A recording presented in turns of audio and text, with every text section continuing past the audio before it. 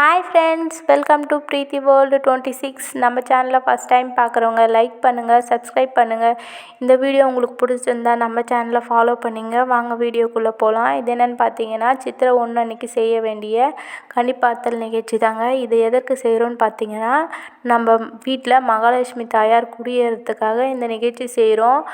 நம்ம வீடு வந்து செல்வ செழிப்போடு இருக்குங்க. இந்த நிகழ்ச்சி செய்யும்போது இதுக்கு எப்படி செய்யணும்னு பார்த்தீங்கன்னா, நம்ம வீட்டில் தாமலை தட்டு ஒன்று எடுத்துக்கோங்க. முதல்ல கண்ணாடி தாங்க. கண்ணாடி வந்து ஏற்கனவே யூஸ் பண்ண கண்ணாடியாக இருந்தாலும் சரி, இல்லைனா புதிய கண்ணாடி வாங்கி வைக்கிறதா இருந்தாலும் சரி, முக்கியமாக கண்ணாடி தாங்க வாங்கி வைக்கணும்.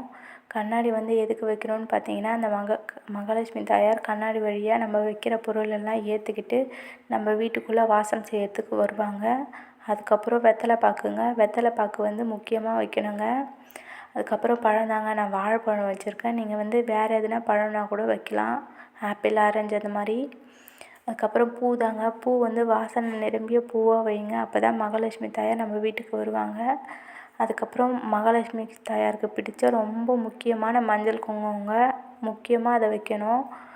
அதன் மூலமாக நம்ம வீட்டில் வந்து மகாலட்சுமி தாயார் குடியேறுவாங்க. அதுக்கப்புறம் நகை தாங்க.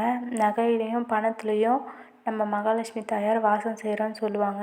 நான் வந்து நெக்லஸ் வச்சுருக்கேன். நீங்கள் வந்து மூக்குத்தி அந்த மாதிரி உங்கள் கையில் எந்த நகை இருக்கோ அதை வச்சு நம்ம மகாலட்சுமி தாயாரை வீட்டுக்கு அழைக்கலாங்க. அதுக்கப்புறம் வளையல் தாங்க. வளையல் ஓசை, மெட்டி ஓசை, அதுக்கப்புறம் கொலுசு ஓசை, இந்த மாதிரிலாம் நம்ம மகாலட்சுமி தாயாருக்கு ரொம்பவே பிடிக்குங்க. அதனால் நான் வளையல் வச்சுருக்கேன். அதுக்கப்புறம் உப்பு தாங்க. நம்ம சமையல் அறையில் வந்து உப்பு வந்து மகாலட்சுமி தாயார் வந்து வாசம் செய்கிற உப்பு வச்சுருக்கேன்.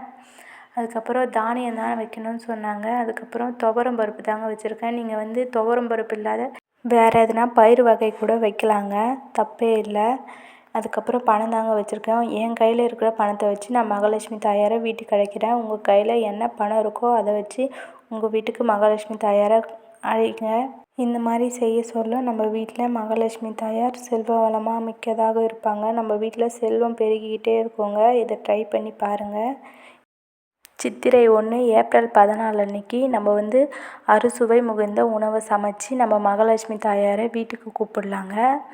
இது வந்து என்னைக்கு தயார்படுத்தி வைக்கணும்னு பார்த்தீங்கன்னா, இது என்னைக்கு பண்ணணும்னு பார்த்தீங்கன்னா, ஏப்ரல் 13 நைட்டு இந்த மாதிரி ரெடி பண்ணி வச்சுட்டு, நீங்கள் வந்து ஏப்ரல் 14 அன்றைக்கி தூங்கி எழுந்து காலையில் இதை பார்க்க சொல்ல நம்ம வீட்டில் வந்து இதை விட அதிகமாக ரெட்டிப்பாகுங்க. பணமாக இருந்தாலும் சரி, நகையாக இருந்தாலும் சரி, நம்ம வந்து செல்வ செழிப்பு மிகுந்ததாக வாழலாங்க.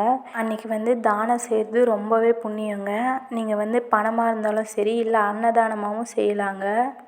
நம்ம சப்ஸ்கிரைபர் அனைவருக்கும் தமிழ் புத்தாண்டு நல்வாழ்த்துக்கள். இந்த வீடியோ உங்களுக்கு பிடிச்சிருந்தா நம்ம சேனலை ஃபாலோ பண்ணுங்கள் ஃப்ரெண்ட்ஸ். தேங்க்யூ.